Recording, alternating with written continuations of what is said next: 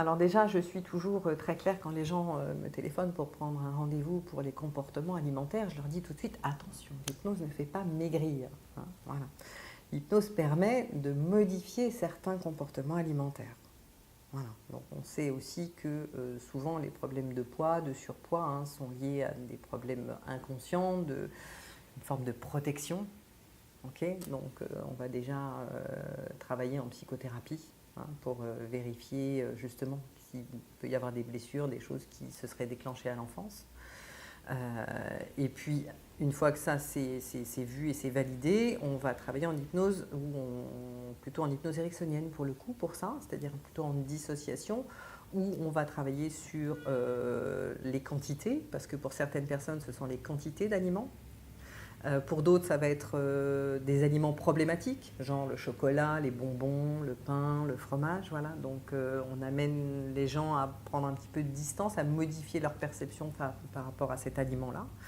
Donc ils en aient moins envie. Le sucre, hein, tout simplement d'ailleurs, se libérer du sucre. Voilà. Donc ça, c'est en hypnose, plutôt en hypnose ericksonienne. Pour revenir à ce que je disais par rapport aux blessures, j'ai un exemple concret d'une dame qui est venue me voir qui avait été en problème de surpoids et elle me raconte un petit peu sa vie. Bon, malheureusement, à l'âge de 6 ans, elle avait été un petit peu attouchée par quelqu'un de sa famille, hein, et quelques mois après, elle s'est mise à grossir. Quand elle a quitté l'appartement de ses parents, quand elle est partie de chez ses parents, elle s'est remise à maigrir. Et puis, quelques mois après, elle a rencontré un garçon et poum, elle s'est remise à grossir. Voilà. Et quand elle m'a dit ça, voilà, ça a tout de suite percuté.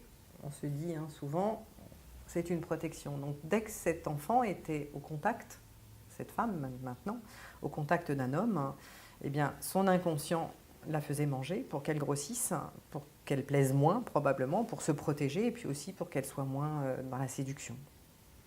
Et ça a été pour elle une vraie prise de conscience, hein, et elle a complètement changé ses comportements.